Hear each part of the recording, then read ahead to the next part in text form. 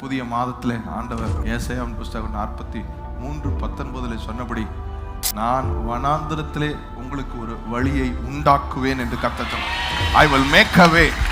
நான் உனக்கு ஒரு வழியை காட்டுவேன் என்பதற்கும் நான் உனக்கு ஒரு வழியை உண்டாக்குவேன் என்பதற்கும் ரொம்ப வித்தியாசம் இருக்கிறது. வழியை காட்டுவேன் என்றால் ஒரு வழி இருக்கிறது, அந்த வழியை நான் உனக்கு காட்டுவேன் என்ற அர்த்தம். உனக்கு ஒரு வழியை உண்டாக்குவேன் என்றால் உனக்கு வழியே இல்லை, ஆனால் இல்லாத வழியை நான் உனக்கு உண்டாக்க போகிறேன். அவர் ஒரு சிருஷ்டிகர்த்தர். இதே அதிகாரத்தில் 43:15 அவர் சொல்லுவார், நானே உங்கள் பரிசுத்தராகிய கர்த்தரும் இஸ்ரவேலின் சிருஷ்டிகரும் உங்கள் ராஜாவுமானவர். சிருஷ்டிகர் என்றால் சிருஷ்டிக்கிறவர் என்ற அர்த்தம். நான் சொல்லுகிறேன், இந்த மாதத்துல இந்த நாள் இப்பொழுது கர்த்தர் உங்களுக்கு சொல்லுகிற இந்த நேரம் தொடங்கி God is going to create.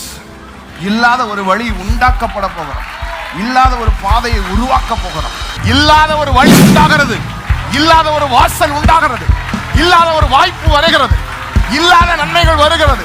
இதுவரை எது இல்லையோ, எதற்கு வாய்ப்பில்லையோ, என் ஆண்டவர் வாய்ப்பை இல்லாத இடத்துல உருவாக்குகிறார்.